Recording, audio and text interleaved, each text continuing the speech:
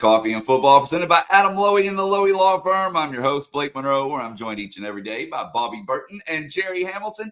Be sure to tell us where you're checking in from this morning, what you're drinking. Get those questions in as well. We have an action-packed show today, fellas. No doubt about that. But let's start with a little portal talk as it came to a close.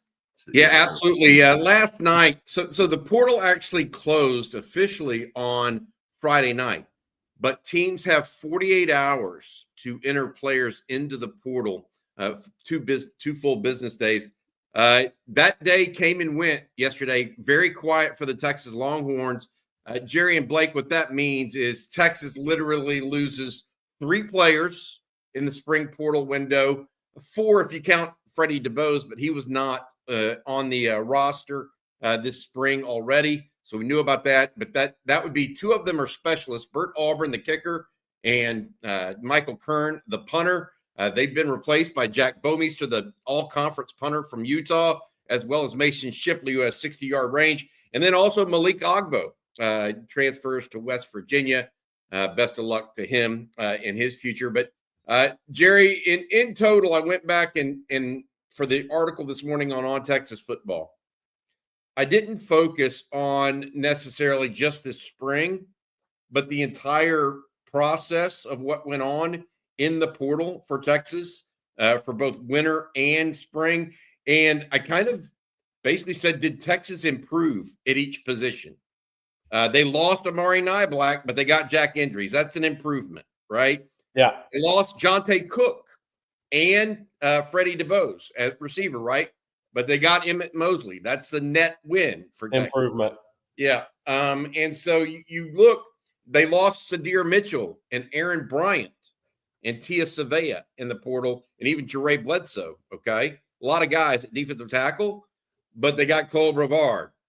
They got Hero Canoe. They got Travis Shaw, Murad Watson, as well as Levon Johnson.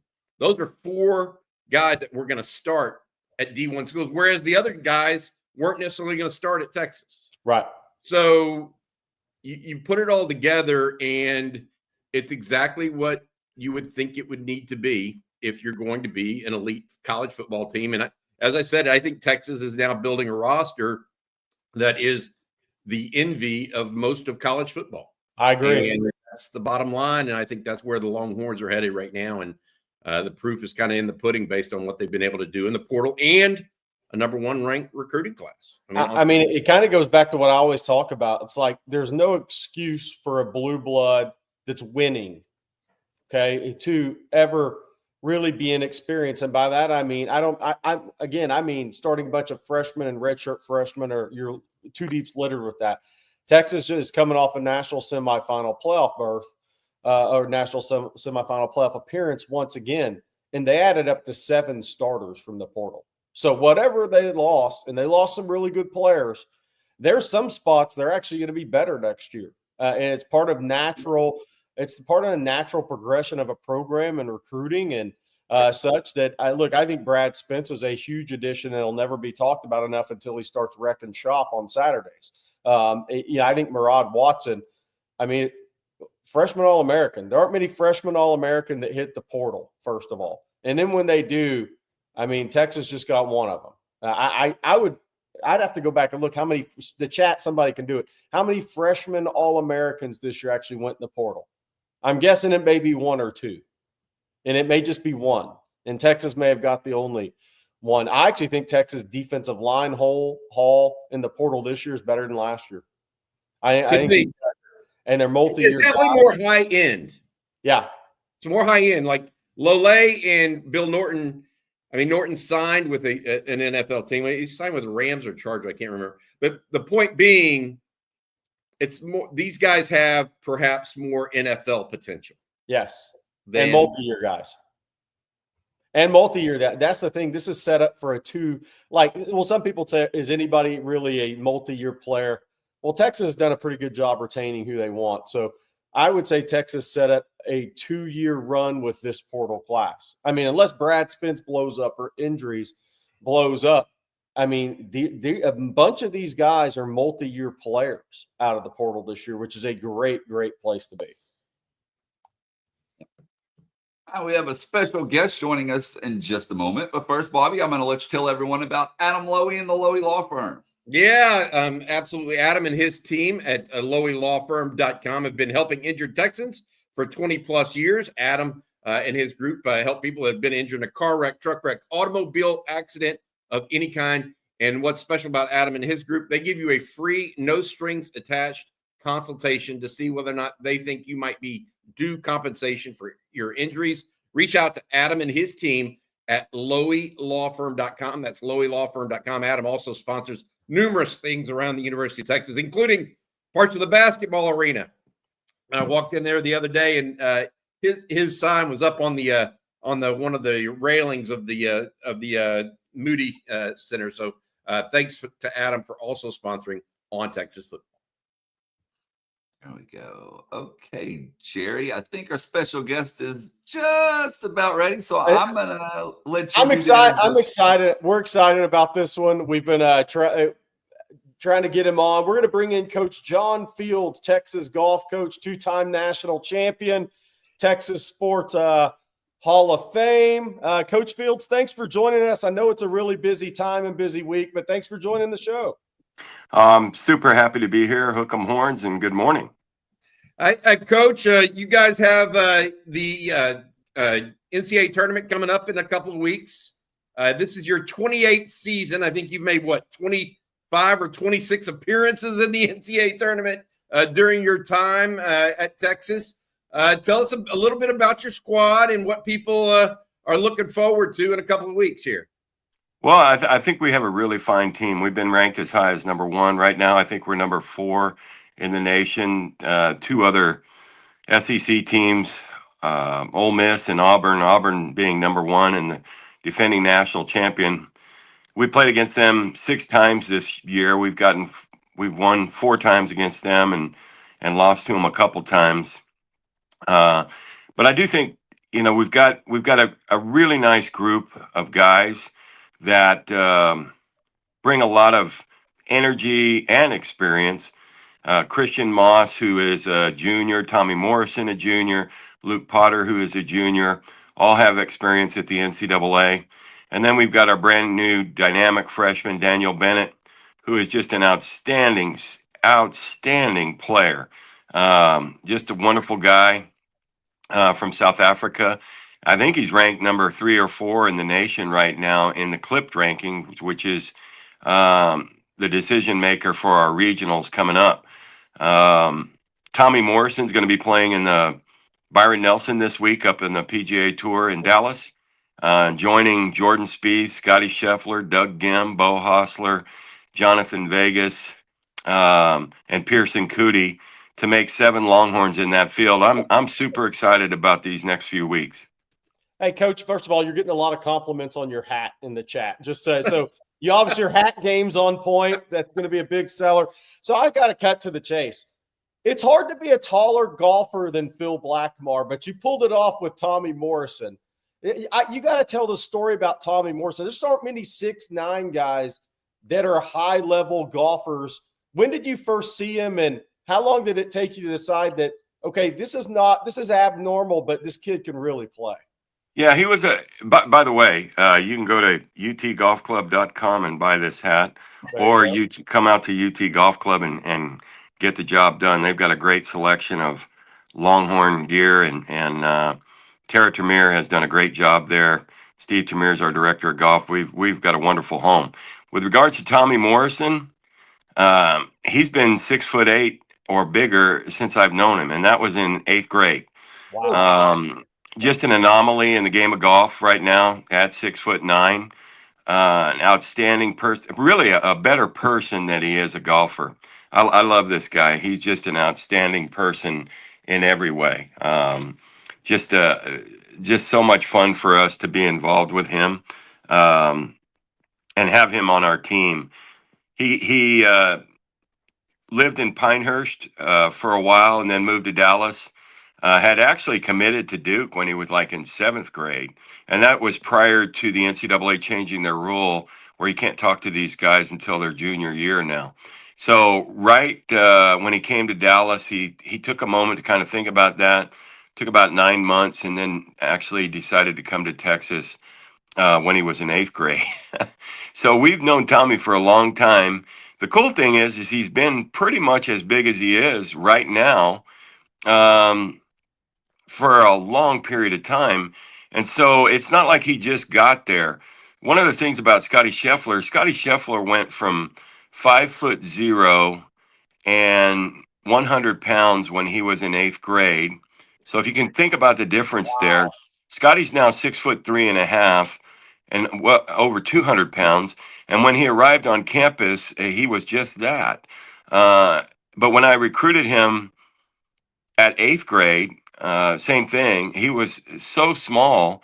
Tommy was never that way. Tommy's always been, since I've known him, a very big person, and actually has leaned out with the great nutrition that our people do at UT, and then fitness. He's done a great job. He looks absolutely fantastic to me, anyway, and he swings the golf club so wonderfully. He's kind of like the new Big Easy, which would be Ernie Els. Yeah. We're so fortunate to have him. Coach, I've got to ask you. You're doing something. We mentioned the NCAA championships. You are spearheading something that is unique, and my hat's off to you for doing this. University of Texas is hosting the national championships this year, but they're doing it in Carlsbad, California. Omni La Costa. As we all know, I mean, as a lot of people know, Bob Rowling and the Rowling family own the Omni brand, or I don't know how many hotels but long story short, you went and secured the location and got everything going. And now you're trying to create what I guess it could best be described as like the Omaha of college golf out in Carlsbad, California. What went behind that, and why not Austin or Phoenix? I read a little bit about the reasoning behind it. I think it's brilliant on your part to make it equitable. So tell people what you're doing and this kind of behind the scenes thing that's going on in college golf that you as a leader at the University of Texas are spearheading. Yeah. Well, first of all, I'm kind of overwhelmed with your comment because you mentioned John Fields and brilliant in the same in the same breath. I don't think Chris Del Conte would agree with you, but at the same time, what I would say is it was something that came to me in little bits and pieces.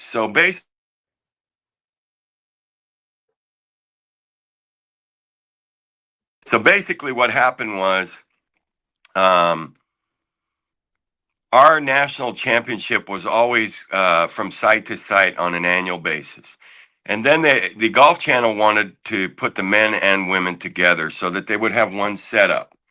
And that worked just fine. And then the NCAA decided to go to multiple year sites. Well, they did that in Arizona, in Scottsdale, at Greyhawk. And we won that championship in 2022, which was the second of 3 years at Greyhawk. People there did a great job, but it was 110 degrees. It was an incredible moment, really, for college golf, because the other thing that happened is Arizona State was hosting that championship. And when we beat them in 2022, they had played that golf course 81 times that year. So they had two advantages. They had a competitive advantage, and then they had a recruiting advantage. Because if I was recruiting either one of you two guys to my team and said, look, you can play the national championship on your home golf course for 3 out of the 4 years you're going to be here. Well, it's very hard to turn that down. So none of the coaches really liked that. So we wanted a neutral site. That's difficult because what university wants to host and not be a part of the national championship on an annual basis? Now, we're very fortunate. We're kind of leading the pack right now in the number of times to the national championship, 17 in a row. But I was out in California again, and this is a combination of events.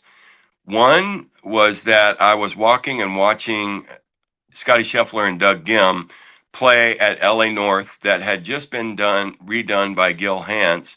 I was walking with a guy named Jeff Shackelford.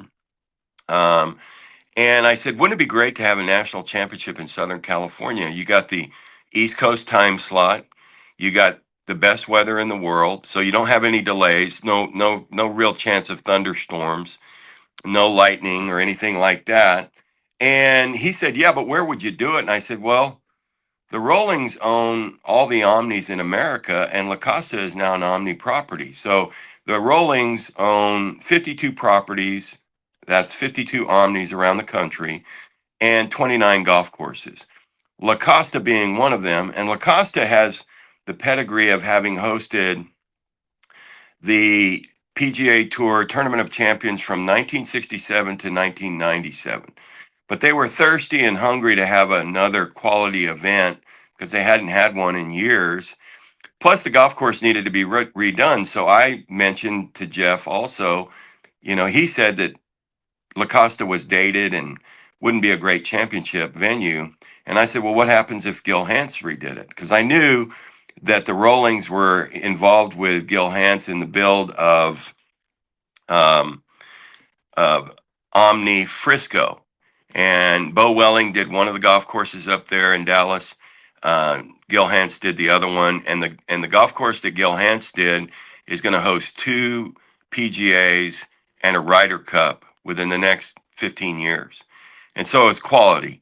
So he came in and he did a magnificent job of redoing Omni La Costa. And it's the North Course now. At the time, they have 2 golf courses and they had named them different names, but now they've gone back to the old, which is now new, and you have the North Course and the South Course. South Course is kind of a members course. It's a little bit shorter, and it's something that wouldn't be a championship host. But the North Course at 75 or 7,600 yards is up to date and ready to play. So just like they did in Omaha, they redid that stadium. Well, we redid the golf course. The Rollings put $30 million in the golf course, $5.5 million in the practice facility, $300 million in the hotel, and brought it back to its stature that it was in the 60s, 70s, and 80s. So now our 30 teams that arrived there for both the men and women, so a total of 60 teams, 30 for the women, 30 for the men, back-to-back weeks. Now they're playing in the best weather in the world on a great golf course, on the Golf Channel with an East Coast time slot, and it all makes tremendous amount of sense. And I'm just praying that it comes together.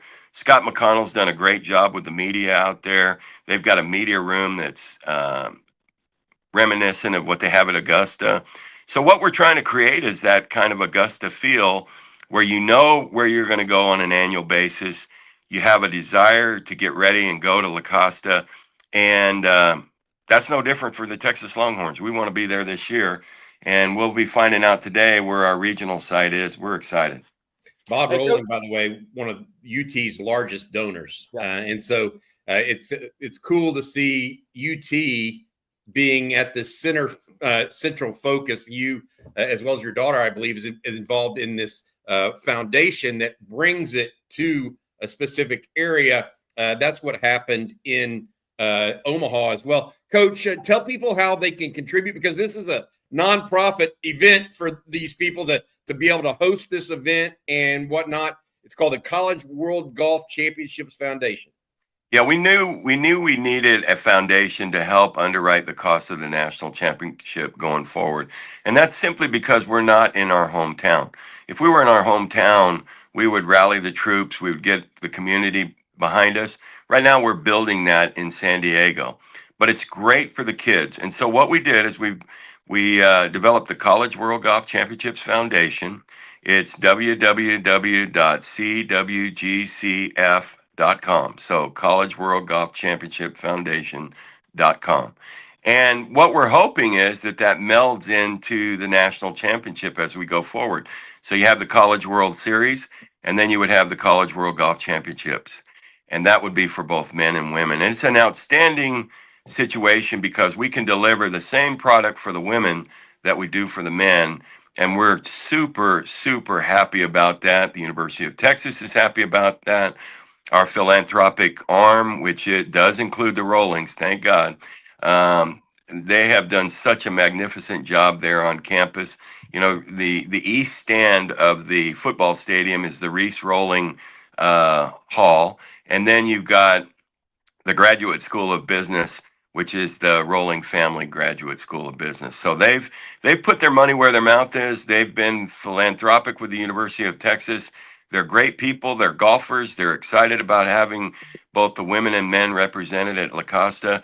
And again, you can go to www.collegeworldgolfchampionshipfoundation.com, which is cwgcf.com. Hey, Coach, last thing I have for you, and I've always wanted to ask you, never been able to ask you until now. So Jordan, you've coached two guys that are going to be World Golf Hall of Famers one day, Jordan Spieth and Scotty Scheffler. Obviously, Jordan jumped onto the scene for most people at the 2010 Byron Nelson.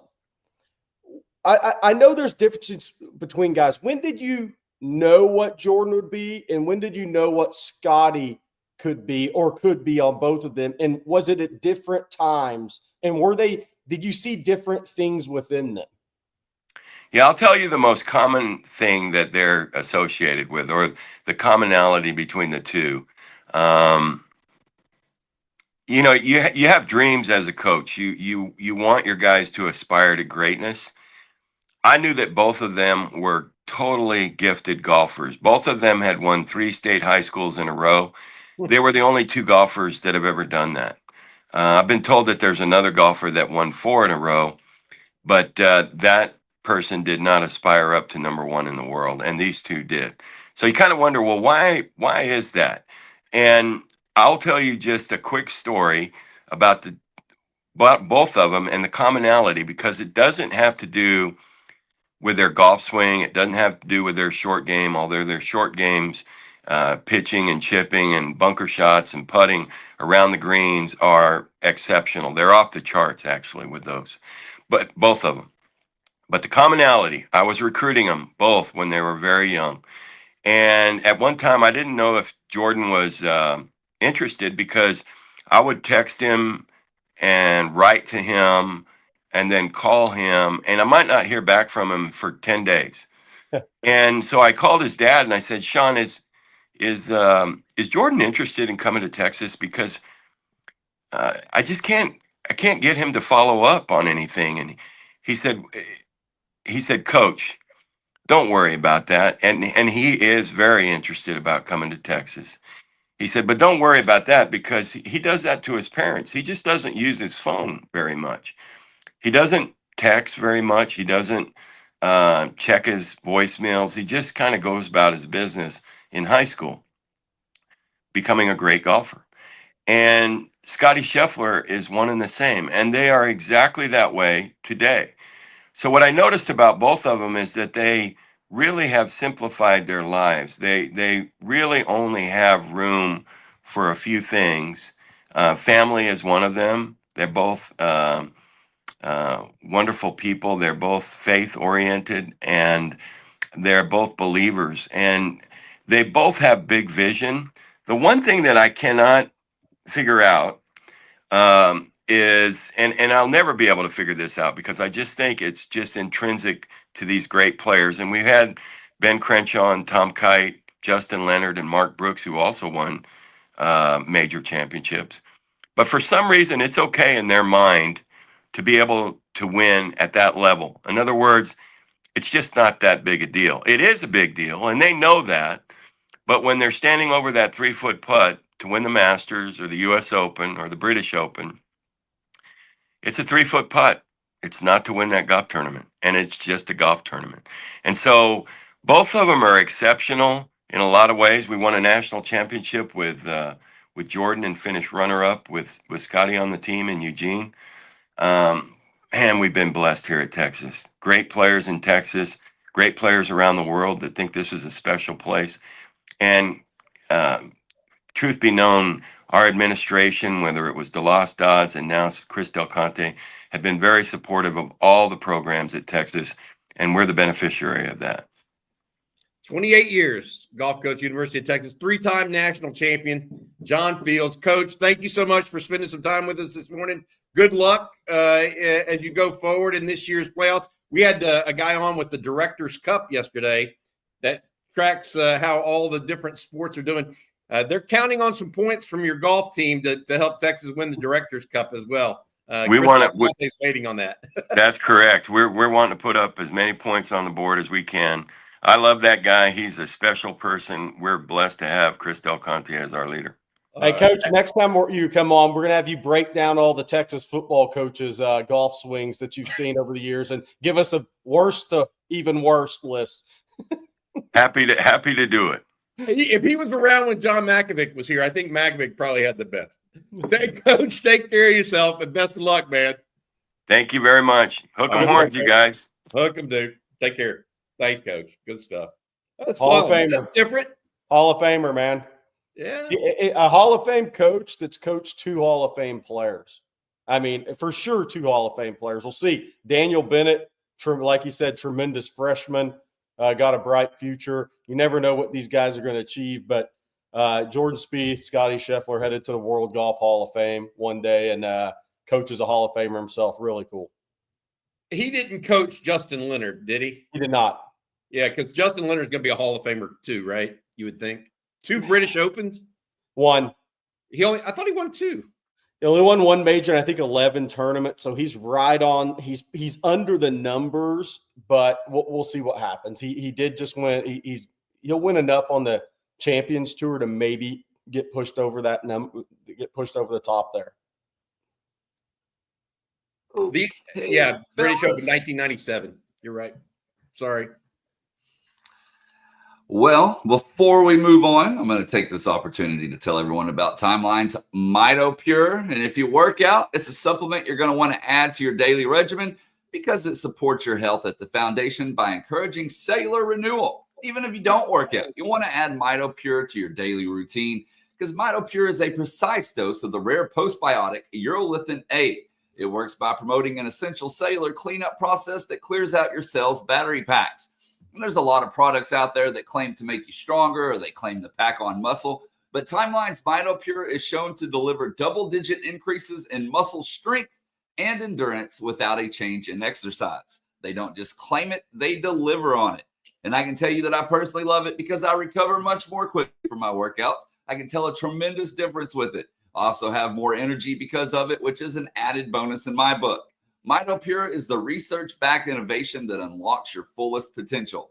Awaken the strength, power, and resilience already in you with the first and only supplement clinically proven to rejuvenate health at the cellular level. And right now, they're offering 10% off your order of MitoPure. Just go to timeline.com/ontexas. That's Timeline, TIMELINE.com/ontexas. And it looks like Tony's here someday with heels. From one Hall of Famer to another. Hey, Tony. Hey, Tony, you got a big job today. You're following the guy that recruited Scotty Scheffler and Jordan Spieth on the show. So what you got today, baby? Yeah. Bring it today, Tony. Yeah, listen, man. I'm gonna tell you guys right now. I'm not following nobody. This is a whole nother show. What people don't know is he was on last week. This is a new show. Ain't nowhere in the world I'm following that much greatness. Y'all got me messed up, man. Y'all tried to set me up for failure in this joint. You know what I'm saying? He's starting. I mean, look, that guy, Tony, this is pretty cool, right? He is actually starting what they hope to be the Omaha of college golf. Great. I mean, that's pretty. And it's starting with the University of Texas guy. That's good stuff. Hey, Tony, you were out this week at practice. You got to see the guys practice as part of a Letterman return. We had Marcus Myers on earlier.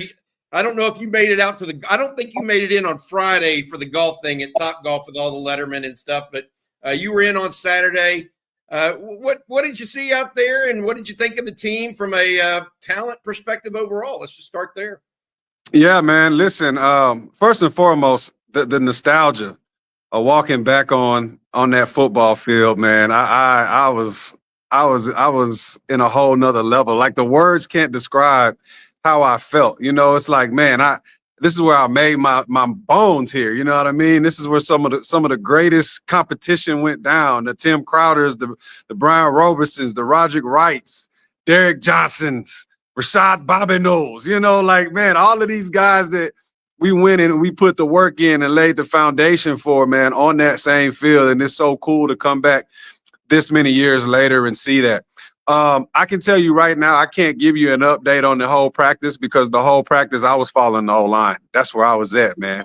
I was watching the Hog Maws get after it, man. And listen, I understand. It's one thing to see it on game day. It's another thing to see it on practice. What Coach Flood is doing with those guys is simply phenomenal. And you can tell he recruits the same amount of people as it pertains to the mentality. These guys just want to be great. Period and point blank. I mean, in the world of NIL and distractions of social media and shows and all of that, the only thing these guys want to do is get after it, be great, refine their techniques, find out where they can get better. I had the pleasure of talking to Trevor Gooseby and Baker and Brooks and some of those guys, man, and it's just amazing to see the mentality that they have. It's like a carbon copy of the offensive line mentality that these guys have of wanting to be great. And so what I see is a group of guys that are working diligently. They understand who they are as individuals as it pertains to what their aspirations and goals are, but they also understand the responsibility that it takes to be a Texas Longhorn, right? And not that they're perfect. Nobody is perfect, but they understand that as long as I continue to push my guys and push myself, I'm going to get to where I want to be. And I think that is the mentality that permeates throughout the locker room with, the secondary and the wideouts and especially Archie, man. That guy, I understand the affinity and the love that the community of Texas has for him because of how he is. To have that type of star power, and I'll land the plane here, but to have that type of star power, but to have the mentality of a, lunch pail, blue collar type of worker, man, that you just don't see that in these kids today, man. And so all of that is encompassing to how their fearless leader, Coach Sarkisian, is. It's a carbon copy and blueprint of who he is as a person. Hey, we had a question here, and we've never asked you this. Zane Petty has a question for you, and I think it's actually a very interesting one. He asked Tony, how big of a freak athlete was Brian Robeson? Because you obviously went up against him a lot over the years in practice. So here's the thing. It's very explosive, right? But it was interesting. It was just kind of tricky because his ball get off. He wasn't extremely fast when it came to ball get off. But his flexibility and his explosiveness and his understanding of the game at that position was off the charts. I know shot put had a lot to do with that. He was a freak in the weight room. Man, like he was just one of those guys that's kind of tricky to figure out, man. But I'll tell you this, more than just the athlete that he was a better person. Man, that guy always made sure people was laughing, always made sure that we came to work, always made sure that, hey, listen, when it's time to work, man, you better tighten your chin strap up because I'm not taking no days off. And when you have those type of people in the locker room, you can only expect greatness, not only from them, but from yourself, because you got to raise your level of play up too. So he's a great athlete. And obviously, I mean, look how long he played in the NFL. So that goes to show you, how much of an athlete that he was. Tony, we talk about guys that you played against and whatnot. Some of the guys that stood out to you on Saturday at practice, anything like that you can share? I know it's limited in what you can talk about, but it sounds like the situation with Nick Brooks is going to be somewhat heartbreaking, in that the fact that he had such a good spring and then immediately on a Saturday night, Sunday morning, he gets caught for a DWI, or at least allegedly, or he was brought in for a DWI. What are your thoughts on that whole situation and what young people have to stay away from, as well as what you saw on the field? Yeah, well, I'll start with the field, right? On the field, when it comes to well, first and foremost, I'll give credits to the defensive line. Those guys, man, they go hard every play. There's no plays off, and it's iron and sharpening iron. So, really still learning a lot of those guys. Obviously, the standout is Colin Simmons. His explosiveness, his hand speed is. I think for me, I didn't realize how quick his hand speed was. So you know that was one of the guys that I was really paying attention more to the offensive line. Though when it comes to Nick Brooks, he is from an athletic standpoint, he is a freak, man. This dude's 6'8", 340 something pounds, and moves like, you know, like a running back out there, man. He has good feet, good hands, very strong. He has the right temperament as it pertains to the type of physicality that you need as an offensive lineman. As it pertains to his situation, you know, young people mistakes. I would caution people to be careful with judgment, because at the end of the day, we don't know the background of where individuals come from, right? And at the end of the day, you go to college, although you don't want to have these type of situations, you go to college to grow up. You go to college to learn. I know that they have a great staff there. I know that, you know, everybody there have all made mistakes, and they've all been in some situations. So I think the thing to do is to embrace him and to understand that this is a singular offense, and to know that we just have to make better decisions. You know, it reminds me of a quote that I've seen before. It says that a cat that dreams of becoming a lion, you know, must lose his appetite to rats. And what that means is, in order for you to have greatness, the things that you did in your past that would cause a derailment or disruption to the greatness that you're wanting to obtain, you got to let that go, man. I come from a background and an area to where I understand those type of decisions, and I know why those type of decisions happen. But I think Brooks needs to understand, listen, you're in a better situation. You're safe here. You have people that, you know, care for you, that love you, that want to see you be great. Don't dwindle that away because of things that you might have gone through in life that were less than as it pertains to the opportunities that you had when it just came to living life. This is a better situation for you, and you have the opportunity to make it even greater, not just in college, but moving on to the next level. So if he hears this, if I ever get a chance to talk to him, that's what I would reiterate. Like, hey, man, look, you know, put it behind you, learn from it, never let it happen again, and allow this to lock you in, just like you were locked in on that practice that I saw you in. Hey, Tony, we have a question from David Keith Williams, one of our guys that asked some great questions in the chat. So a lot of the early mock drafts for next year, which are totally meaningless, right?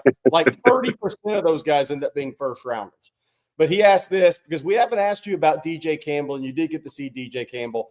At least one early 2026 mock draft shows DJ Devon Campbell as a first-round pick. David Keith asked, do you think he could be a first-round pick? Or maybe more importantly, you know, where do you think he is? What is it you like about him? What does he need to do maybe to maximize that ability next year in your eyes?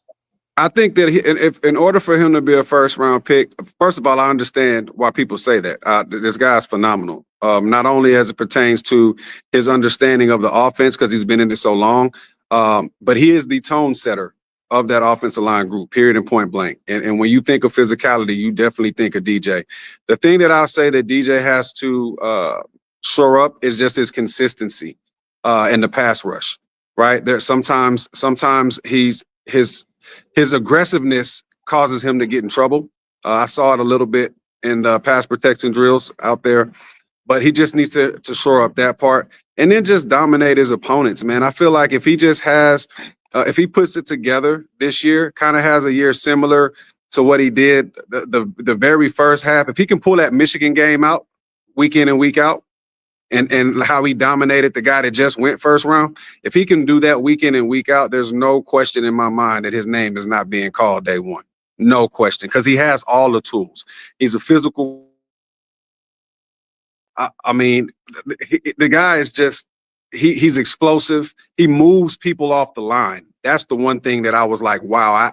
When I watched him specifically, I was like, man, this dude's ability to move these big men out of the pocket is phenomenal. Like, he gets guys off the square. And so that is a talent, because again, when we're talking about the run game and what Texas needs to do with the run game, it's always going to be the inside three. However great your inside three is how great your running game is. And DJ is going to set the standard for that. Tony, 12 guys picked NFL draft. You 11 the year before. It's the most ever back-to-back years for the University of Texas. Your thoughts on what that means, having played in that league? What does that mean in your opinion? It means that there's an immense amount of development going on with these players. Period and point blank. These guys that are coming out of Texas are being developed and they are being formed and fashioned for the next level. And when you look at their body types, when you look at their skill sets, they all have that. It's similar to how Saban built Alabama. I think Sark has that blueprint, coaching underneath him, and he's come to Texas. And look, I mean, we all know, man. There's no ifs, ands, or buts about it. When the NIL came, so came the opportunities to be able to grab whatever players that we wanted in the country. So when you can take great players and make them just 1% to 2% better, this is the results that you get as it pertains to guys being able to have opportunities. And listen, I know we had 12 guys drafted, and that's phenomenal. But we got more guys on the team, right? I told you guys last season that everybody on that offensive line that started, right, and that's going to the NFL would have an opportunity to be on the team. Everybody that's on that line is now on the team, and that's just that's a shout out to Coach Flood. That's a shout out to these guys that went into Texas and decided that they were going to put their head down and work, and it's a statement to the world to let them know, like, when you come to Texas, not only are you going to have an opportunity to compete for a national championship every year, not only are you going to have an opportunity to be developed, you're going to have an opportunity to win awards predicated off of your talent and your efforts, and you're going to have an opportunity to go to the next level. This is now a calling card. One time might be a fluke. Multiple times, it's who you are. And this is the fabric of who Texas is today, and I'm happy for it, man. Hey, we got a great question from the chat. I love putting you on the spot. Brian Alfaro asks, who was the one player Saturday that made you say, wow, he's different? Brian Arakpo. No. On the field Saturday. Oh, okay. I was about to say, because if you're talking about the one, good answer too. Brian Arakpo, listen, man, Brian Arakpo kicked my butt almost a whole spring, and one day I just got tired of it. So shout out to my man B-Rack, because he elevated my game with that deep voice of his. The one guy that I played on Saturday, okay. So I had an amazing game. I was extremely prepared with this individual, but I think this speaks volumes to him and who he was as a pass rusher and as a player, because this guy kept me in the film study room. I went this summer. I want to say it was my senior year. I was in training and I was in the film study room. That's what I was doing. And that guy's name was Tommy Blake. When I saw Tommy Blake play, I said, okay, I understand why this guy has a first round grade. I get it. Now, I did have a really good game from him. Maybe it was preparation. Maybe it was just matchup. Who knows? But Tommy Blake was the guy that year that was pretty much the only dude that I studied. I needed to understand every single thing that I could about him, because I knew I was going against a great player. And if you want to be great, you got to play against the greats and you got to dominate. And I was able to do that. So, but that would be a guy that I was like, yeah, this dude is for real. And Brian Alfaro, he asked, he kind of put in something else in the chat. Did you see anybody on Saturday practice at Texas? You said, wow, that guy's different. I know I keep coming back to it, man. Well, listen, the names that we know, Colin Simmons, right? Arch Manning, of course. One of the things that impressed me to where I kind of, my eyes were like, whoa, I did not know how big Ryan Wingo actually is. How big and how fast this guy actually is. And I was like, yo, he's different. This cat is different. Moving that way with that type of speed and that type of size, that's different. So I would say those were kind of the ones that stood out. But then again, take that with a grain of salt, guys, because I promise you, I was not there for anybody else other than Coach Flood in that line. That is who I was watching the whole time. When they went up the hill, brought me back to the times when we had to jog all the way from the end of the defense, all the way up to the hill to get to our spot to practice. So that's who I was watching. But I would say that Wingo stood out to me for sure. Hey, without going into detail, because you can't go into detail on every player, what I wanted to ask you is the national championship team obviously you're part of that team, not only had great frontline starters on the OL, but really good depth. Yeah. Did you see the depth, really talented depth you like at Texas? Because I know you watch a lot of the second team and younger kids. Yeah, I did. Yeah, I do. Listen, Brooks is he's a different type of athlete, man. He really is. I didn't see him much on the on the right side as much as I did on the left. But without going too deep into it, because I don't want to give away anything Texas is doing. Nick Brooks is an absolute dog, and he doesn't even understand his body. He doesn't even understand how much power he actually has. He's a deer in the headlights right now, and he is doing things to where I'm like, when this light turns on, it's over. It's over. Trevor Gooseby and Baker, those guys are phenomenal, man.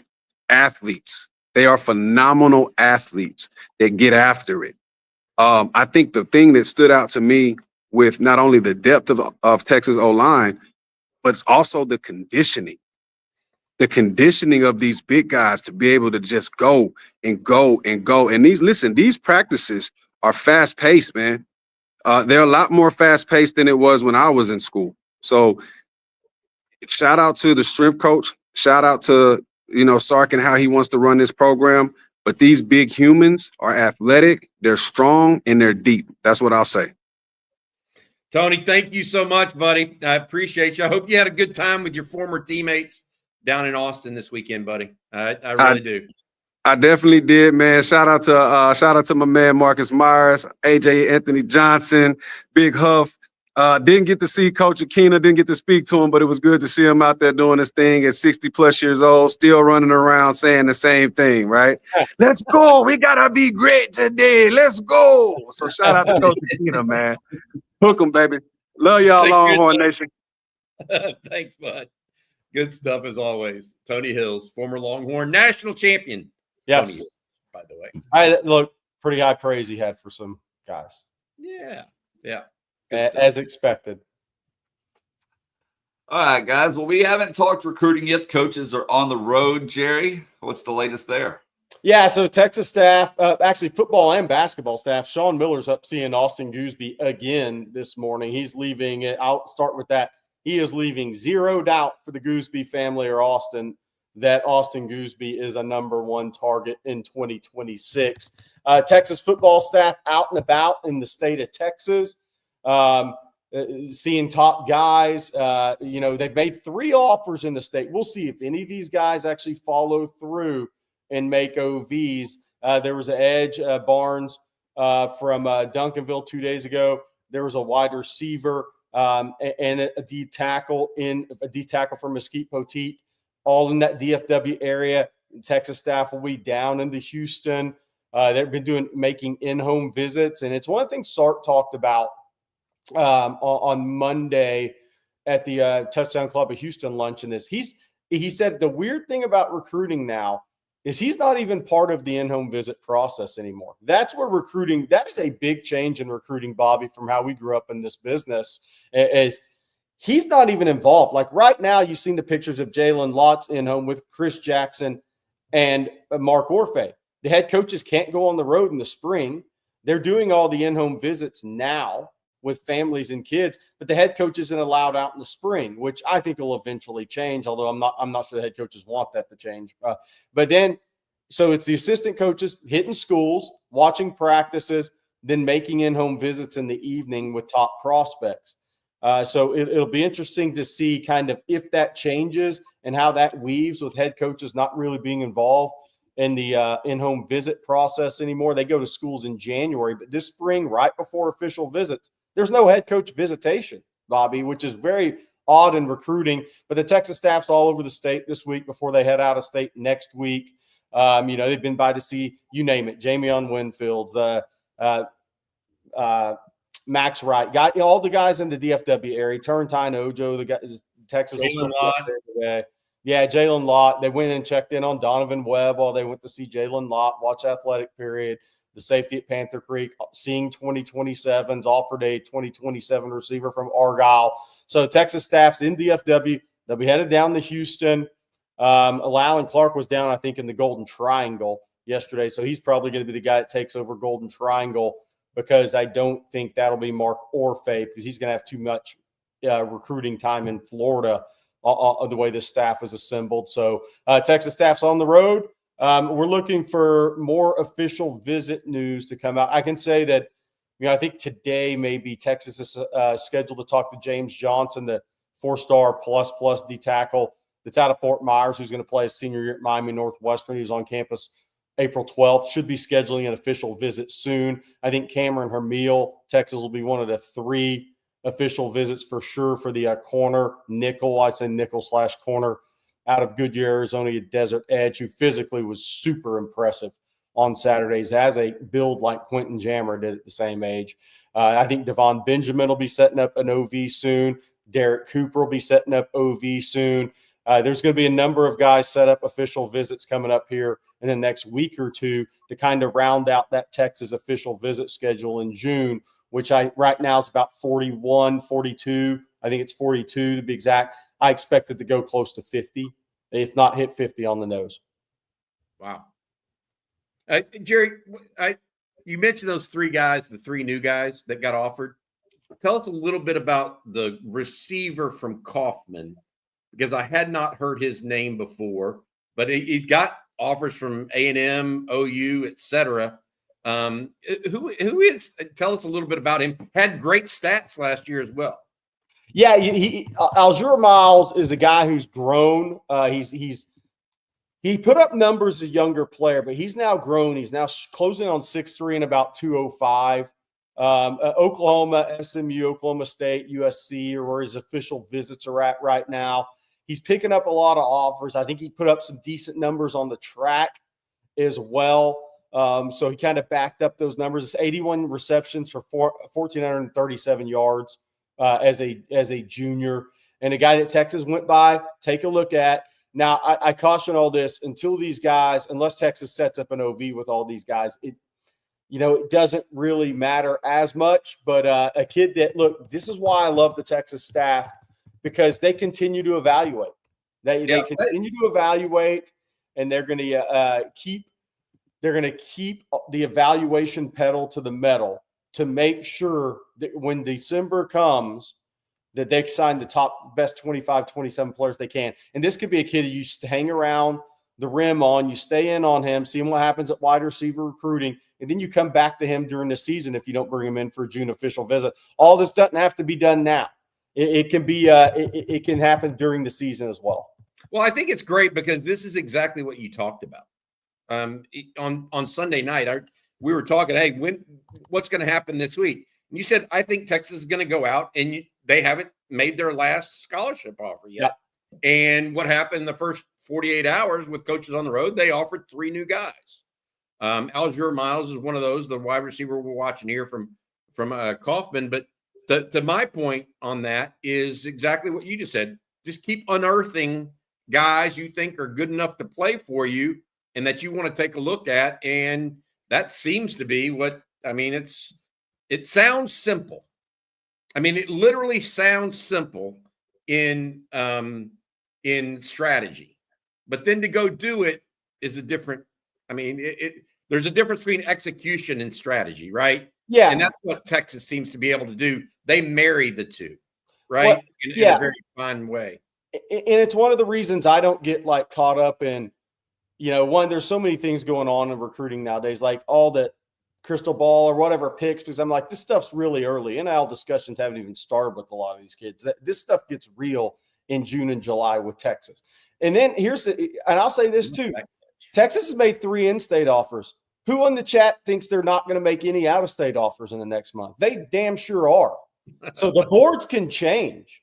Like everybody asks, well, a lot of people always ask, well, where's this guy on the board? I'm like, look, the board is not done yet. The board is not done even when the June official visits start to a certain extent, because there could be a guy that's 2 on the board and a guy that's 4 on the board. And when that kid comes in June and they sit down with the family and they sit down with the kid, the 4 can jump to the 2 real easily. I mean, so these things aren't in concrete at all. And I'm here to tell you, they've made 3 offers in state in 2 days. What do you think is going to happen out of state? They're going to offer more players because, look, the reality is Mark Orfe will go, and Chad Scott and all these guys are going to go into Georgia and Florida and other states, California, in May and watch these kids in spring practice. And they may see a kid that they like but hadn't really offered, but they go back and watch him in spring practice and, oh, man, he looks stronger. He put up some good track times. Oops, he actually practiced a lot harder than a year ago. He's matured. I mean, these kids are all running a different race. And that's what I love about the Texas staff is I put out the best class scenarios in the official visit list. And I always say, look, man, this is far from finished products. I mean, last year at this time, the Texas #1 recruiting class, Justice Terry had never been on campus. Grayson Littleton didn't have an offer. Jonah Williams, as of right now in late April, was being crystal balled to every school but Texas. I think he had 4 different picks. People kept changing their picks. And you just go down the list. Myron Charles, Josiah Sharma, nobody really thought they'd be in the class at that time. So Jamie French had just visited. There is a long way to go in this race, and it's going to change a lot. But the security blanket I would say for Texas fans, it's going to be a top 5 class, probably a top 3 class. How it's all going to finish out, I can tell you this, the staff doesn't even know right now. Fair, Bobby? Yeah, very. I mean, what we try to preach a little bit is Sark has proven he's a little malleable. In some ways, he stays on his top guys, but he doesn't mean he doesn't cast a wider net too. And, if you can play, you can play. And that's kind of where he goes with it. So he just doesn't go down to that B list very often. You know what I mean? That's not his game. All right, before we get to your questions and super chats, I'm going to let you know about Huel. If you're constantly on the move or just tired of skipping meals, then Huel has you covered. Their Black Edition ready to drink is a total game changer. Got one right here. It's a complete meal in a bottle with 35 grams of protein, 27 vitamins and minerals, high fiber and low sugar. So you're going to feel full, focused, and ready for your day. There's no prep. There's no cleanup. You just grab it and go. Huel's already sold over 500 million meals around the world, and now it's your turn to try it. New customers get 15% off plus a free gift at Huel.com when you use our code ONTexas. And I have 3 kids, so the mornings are absolutely nuts for me. I'm trying to get them off to school, trying to prep for coffee and football. Needless to say, it's a bit hectic. That's where Huel comes in. It's my go-to.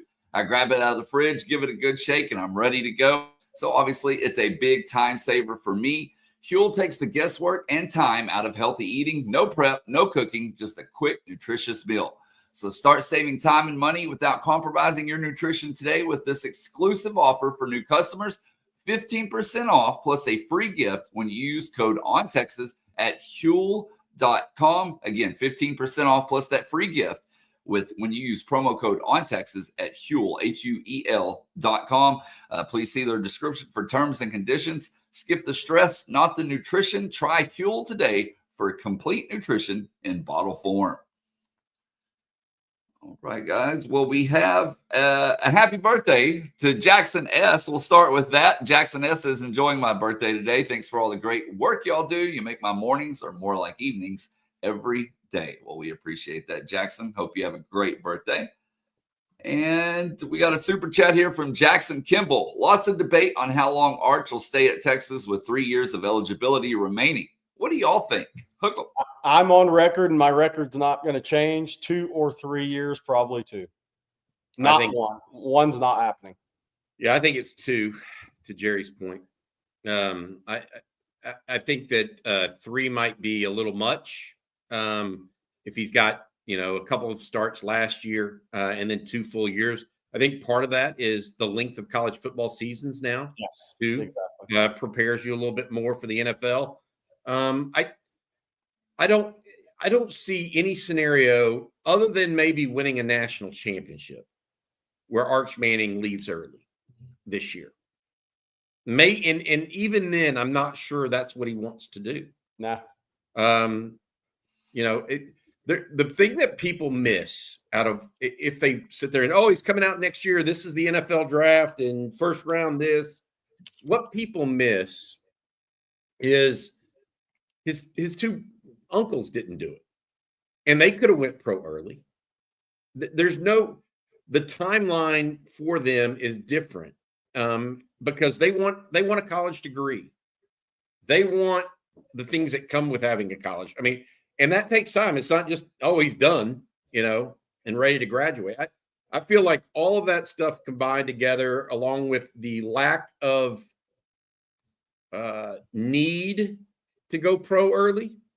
Like some players truly need to go cash a check, Jerry. I mean, you and I both know. Yeah.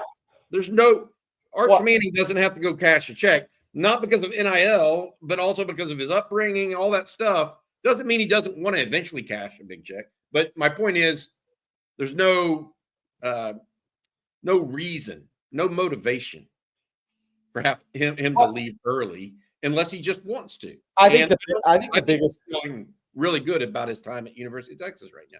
I think the biggest thing is the Manning family wants him to go pro when he's ready to be a player in the pros.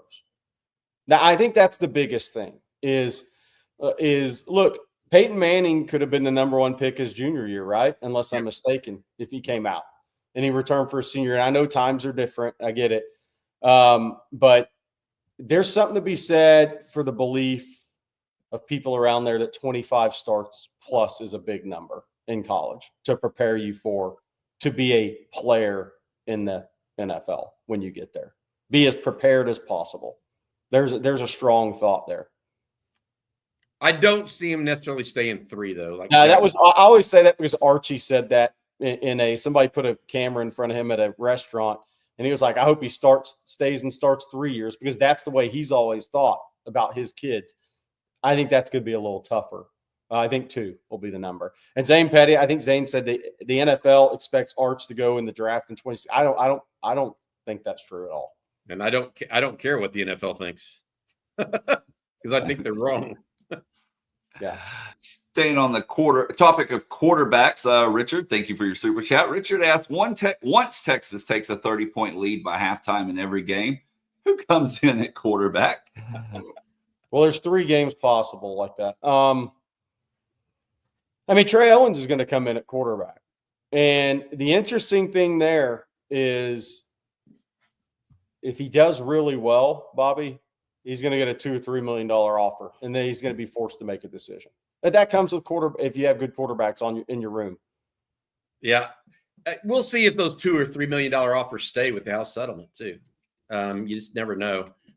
I would say this: it will be Trey Owens as of right now. That's what I was told. He finished number 2 coming out of spring ahead of KJ Lacey.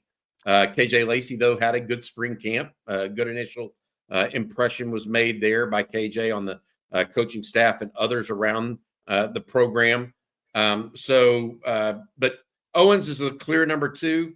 He also, Jerry, and this is what I would say, he has the more physically ready body than KJ Lacey right now. KJ Lacey still got to get, he's got some physical growth to do. Not necessarily, he's not going to grow any taller necessarily, but just get stronger throughout his body to be able to play on the college level. Yeah. A couple of things here I wanted to hit on. It's 420 somewhere. Say Arch has to be making $5 million plus with NIL deals. I would say quite a bit more than that. Ike Arelis, this is the question that people will be asking if Texas has a magical season.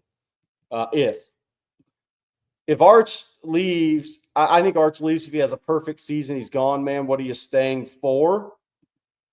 Again, I think it's different the way the family look. You can point to many things in his recruitment and then up to his time sitting and waiting on his turn that other people wouldn't have done. Look, it's with Texas, with Quinn Ewers being there was arguably a better spot for him to go than that. But you know what? They went with where he wanted to go. He's set for 2 years.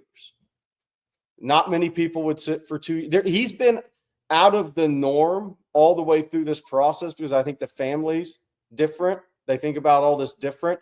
And I think it goes to I get what you're asking, but man, that 25 plus starts, being ready to go in and be a starter day one, I think it's a big deal to the family. It always has been. I just don't think that's changing. Well, we're going to switch from quarterbacks to wide receivers here because Phil, with his super chat, and thank you, Phil, says, God has blessed me. I'll pass them along. Congrats on 80,000 subs. Thank you all, by the way, for that. Love OTF. What is your assessment of our wide receiver room with only bringing in one transfer?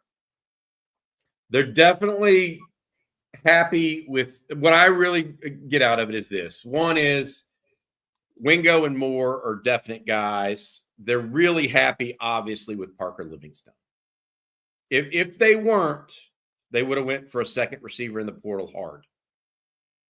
Because Sark, I mean, we all know this. Sark's circle of trust, or whatever you want to call it, tends to be about 5 to 6 guys. Okay? They've got 4 now, in their opinion, probably with Moore, Wingo, Livingstone, and Emmett Mosley, young man out of Stanford that is going to transfer in beginning in June. If Livingstone hadn't been having the spring that he had, they probably would have went there because otherwise all they were going to have were true freshmen. Dalen McCutcheon having a good spring probably influenced that decision because then they weren't necessarily expecting that, and he ends up playing as well or better than everybody of the freshman group, right, Jerry? And so my assessment is they're a tad young, but very talented. A tad young, but very, very talented. I think Mosley is underrated as well, by the way. I mean, I've seen some receivers that Texas passed on, actually, that are rated higher than him in the portal rankings. So I feel pretty good. I mean, you got 3 guys there that have caught a lot of passes in college football. They're both 2 of them are sophomores. One of them is a junior. And then you have a Parker Livingstone that they really like. People have had problems covering him this spring. And I would say this, I think all the young freshmen are really good players. And when you look at, okay, these guys just had a spring practice, how much of a jump are they about to make? Jamie French is going to be a really good player. So those guys they see that. They see, okay, these guys are very talented. We hit on these guys. And now it's just about their summer development through fall camp of development. I think Texas has a lot of talent at that position. Is what I think, and I think Emmett Mosley was a really good get out of the portal, and they're going to play more guys. So I think we're gonna see 6 wide receivers play this year. And I'm not saying Ohio State game necessarily, but after that, I think you're going to see more guys play than you think. Just me. That'd be good. Our next super chat comes from Travis Bingham. Thank you, Travis. And he says, what does the NIL actually consist of? I was expecting a few top player brand endorsements, but turns out to really be a way to pay salaries to win talent. Correct. Yeah. I mean, you're right. That's NIL is supposed to be name, image, and likeness. That was what it was created for. But the NCAA was forced to open up this vehicle, and what this vehicle has become is a way to attract and retain talent to win football games. There's no 2 ways about it. And I think that the NCAA right now is trying to put the genie back in the bottle, and they're likely going to fail. Or what they're going to do, and I will say this, a lot of teams used to pay players under the table. By trying to put the genie back in the bottle, they may be going back to that a little bit. And I don't think that's good for the University of Texas, because when it can be above board, I think you're seeing the fruits of that labor, if you know what I mean. So putting it back under the table, Texas is not they're not going to play in that realm. They just don't. Historically haven't. Other teams and universities have, and their boosters have done that. So I feel like I think there's something to be said about this, where the NCAA trying to retrofit this is going to be not necessarily ideal for the University of Texas, because if they try to put the genie back in the bottle, it's going to cause more of what we used to have in college football, which was more unseemly than what it is now, in my opinion. At least now it's all above board. All right, Bobby, before we get to our last few questions of the day, I'm going to let you tell everyone about Adam Lowy one last time. Yeah, absolutely. Adam's been a big supporter of On Texas Football, and we appreciate him very much. If you've been injured in a car wreck, truck wreck, automobile accident of any kind, from ATV to an 18-wheeler, make sure you reach out to Adam and his group. They offer you a free, no-strings-attached consultation to see whether or not you may deserve some compensation for your injuries. Again, LoweyLawFirm.com. Thank you very much, Adam, for sponsoring On Texas Football. Okay, guys, our next super chat comes from Jack. Thank you, Jack, as always. And he says, I seem to remember that Lance Jackson was a heck of a baseball player. Why didn't he follow Jonah to Dish Falk?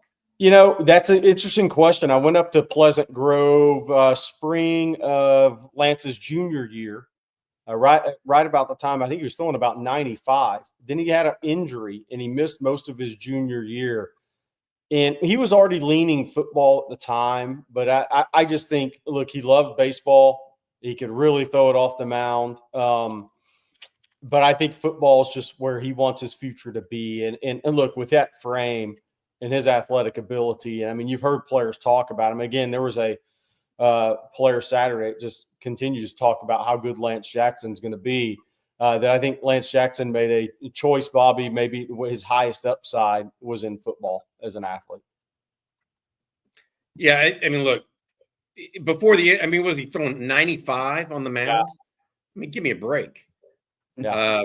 But at the same time, I think football's his first love, it seems like. Yeah. And his brother just got drafted. So yeah. Out of Arkansas. Congratulations. And congratulations to Landon Jackson. I was going to say that. By the way, I think Lance is a better prospect. I think he's a more limber athlete at his size. I think we got something cool, Blake, to bring up, don't we? So I said this morning, talking about recruiting, but this is Sean Miller at Melissa High with Austin Gooseby, Uric Malagy, assistant coach, but Austin Gooseby, top 30, the younger brother of Trevor Gooseby. Austin Gooseby is a top 30 level prospect in the 26 class, will probably be a McDonald's All-American, plays for Drive Nation, Jermaine O'Neal's AAU program. But Sean Miller back at the school this morning to see Austin Gooseby. So, again, Austin Gooseby's a guy you'll see in the NBA one day, and we'll see if that's in a Texas uniform beforehand. But I think Texas is in a pretty good spot right now, but Alabama and Duke may offer soon. So BYU's all over them, Kansas, and a lot of other ones. And we have another super chat from Jack. And thank you again, Jack. And he said, I hated to hear about Brooks' mistake, but he will benefit greatly from Sark's story at Culture Wednesdays. Kid is going to be okay. I hope so. That's my opinion, Jerry. I hope so. I think Tony Hill said it really well. You know, for these young guys, the metaphor Tony used, if you want to go from a young guy to a lion and make that growth, you got to stop eating rats and start aiming for bigger fish. And that means stop doing some of the things maybe that you did previously. And I'm not saying this is a habit or anything like that, but it talks more about aspirational goals in your life. So you're trying to get bigger and better, you know? And so I think that's the way, hopefully it's a learning situation for Nick Brooks, and something that he takes to heart and gets after. And our last super chat of the day comes from Ghost of UT Boy. Thank you for the super chat. And Ghost asks, can you explain the difference between an unofficial and an official visit? The main thing, what you get on campus and you're going through the visit process, there's not a big difference. The big difference is is the universities can provide 2 hotel rooms. They can pay for travel of 4 people, air flights. And so they can pay for all expenses for that official visit weekend on the books. And so that includes 2 hotel rooms. That includes 4 plane tickets, I believe. So that's a big deal for getting kids on campus unofficially. Now, these schools do, right? It may be a high school coach that comes with them. Maybe they make a trip around the 7-on-7 tournament. The visits are going to happen. But the difference on the books difference is it's the paid travel. But once you get there, Bobby, I mean, the multi-day unofficial visits are treated like an official visit. Like they do everything that a kid would do on an official visit. And we'll close with this question here from King Me. King Me asks, with a younger team this year, which side of the ball will be relied on the most to carry us? You would think defense. They're a little older. I think it's going to depend on the game. I mean, there are going to be certain games where Texas needs one of the two sides to kind of bring their A game, in my opinion. You know, who are the teams that are going to have good offenses this year, in your opinion, Jerry, that Texas plays? For example, I mean, Ohio State will likely have a good offense. They have more receivers that they're going to have running backs. They've got a young quarterback. Who are the teams that Texas really needs the defense? I would say that probably Florida would be an important one for the defense. Any other teams that are offense first that Texas plays this year? Because that's what I was looking at the schedule and trying to say, okay, because we were looking at it yesterday, right? The defense, while they may have better quarterbacks they face this year, That's the thing. I'm not so sure that the defense is going to be called upon to lead the way very much, because other than Florida, I don't see an offense that actually puts any fear in you. Florida and Ohio State, excuse me.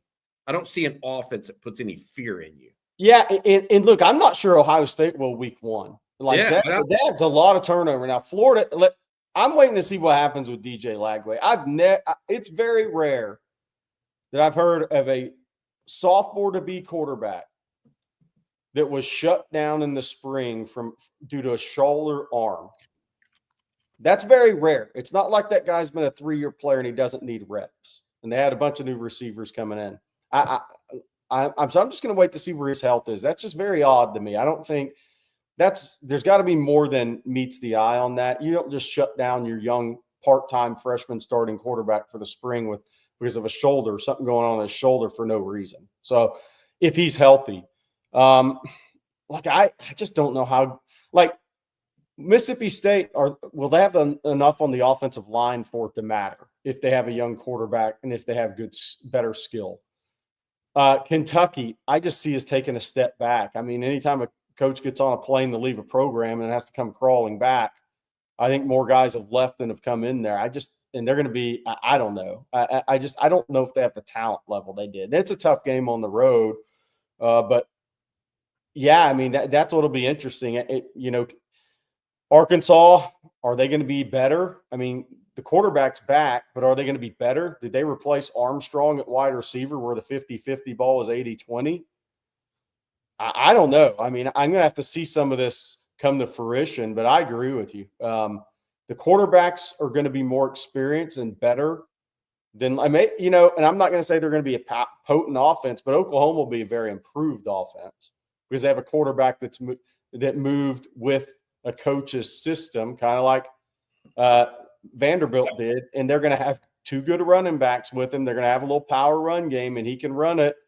If their receivers stay healthy, they lost all top 5 receivers to injury last year. So I don't care how bad Jackson Arnold played or how bad they look.